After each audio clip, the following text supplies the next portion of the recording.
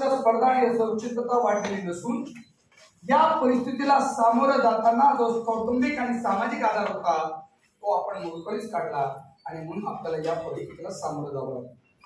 जुन्या गावांमध्ये जा, आजही तुम्हाला त्या ठिकाणी दिसेल की एका समाजाच्या वस्त्या आहेत. जोशीवाडा, मण्यारवाडा, कुंभारवाडा, नावीवाडा, कारण संपूर्ण समाज एकत्र राहत होता. समाजामध्ये निर्माण होणाऱ्या सुखदुःखाला समाजातले सगळे लोक साथ देत होते. हळूहळू परिस्थिती बदलली आणि एकत्र कुटुंब पद्धती आली. भावंड एकत्र राहायला लागले आणि वाढे झाले किंवा एक घर निर्माण झाले. शिक्षणासाठी, नोकरीसाठी ती भावंड सुद्धा वेगळी झाली आणि मग आपण विभक्त कुटुंब पद्धती स्वीकारली. आई, वडील, मुलगा आणि नवरा बायको एवढंच राहील. हळूहळू आई वडिलांनाही बाहेर काढलं, सहनशीलता कमी झाली. आता मी, माझी बायको आणि नवरा. आणि आताची परिस्थिती एवढी बिकट आहे की पैशासाठी आणि नोकरीसाठी नवरा एकीकडे, बायको दुसरीकडे आणि मुलं तिसरीकडे राहिला. साहेब खरं सांग, एकाच गावात राहून दोन भावंड एका बाजूला घर घेत नाही, कारण भांडणं होतं. अहो, भांडणं होण्याच्या भीतीनं तुम्ही शरीरानं दूर झाले, मग वेगळं राहून सुद्धा का मनाने एकत्र आले नाही? एकाच गावात राहून सख्या भावाला एक वेळे जेवायला बोलवायला मला मुलाच्या वाढदिवसाची वाट बघावी लागते. का छोटस भांडण झालं म्हणून 3 वर्ष बहिणीकडे मी पाय ठेवलं. माझी बायको म्हटली मी तुला पाय ठेवू देणार नाही. आणि 3 वर्ष बहीण माझ्याकडे येत नाही, रक्षाबंधनला येत नाही, भाऊबीजला ती येत नाही, रक्षाबंधनला मी जात नाही. मला काहीच फरक पडत नाही. मित्रांनो, घटस्फोट हे नवरा बायको मध्ये होत नाही फक्त, तर घटस्फोट हे बहीण भावामध्ये, आई मुलामध्ये, मुलामध्ये आणि मुलीमध्ये सुद्धा होतात. स्फोट फक्त रेणूंचे होत नाही, स्फोट हे नाकामध्ये सुद्धा होतात. फक्त या स्फोटचा आवाज होत नाही, पण याची हादरी बदल्याशिवाय राहत. अहो, तुमची खुर्च्याची सोफा झाला, पंख्याचा एसी झाला, पण नाती कुठे तुमच्याकडे?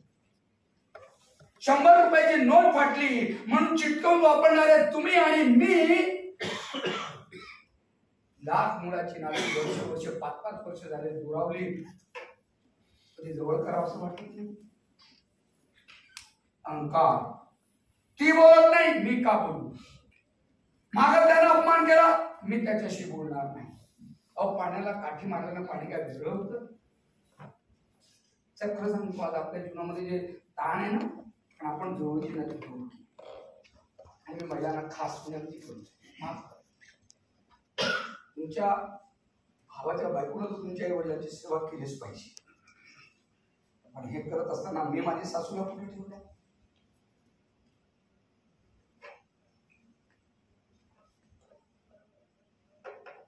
मी होतो माझ्या भावाकडे जाईल, पण माझी नणंद येता कामा नाही. सब का तोडतो आपण ही राहती?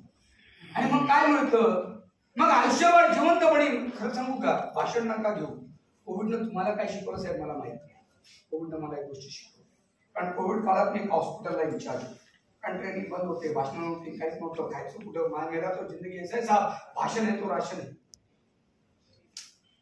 सगळं बंद होतं. 1 वर्ष कसं बसत करला, 1 वर्षानंतर मित्राला रावणे गेला, कुठेतरी जॉब दे रे बाबा. साहेब कोविड हॉस्पिटलला इन्चार्ज होतो. लखपती करोडपती लोकांना मरताना बघितलं डोळ्यांनी श्वासासाठी आणि मेल्यावर फक्त फोटो टाकायचा, त्यांनी पैसे टाकायचे आणि आम्ही अंतिम संस्काराचा व्हिडिओ काढायचा. हो, मला काय शिकवलं माहिती का?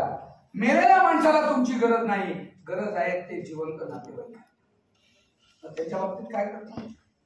भावाचा मुलगा, बहीण, कुठेतरी भाच्या जावई असं जाताना दिसतो, आपण बघ जात तो बोलत नाही माझ्याशी, तो मारतात, तो बोलत नाही, मग तू. मला लोक म्हणतात साहेब काळ कठीण आलाय, लोक मला म्हणतात काळ कठीण आलाय, मग मी लोकांना एकच सांगतो, मग आपण थोडे मऊ होऊयात का?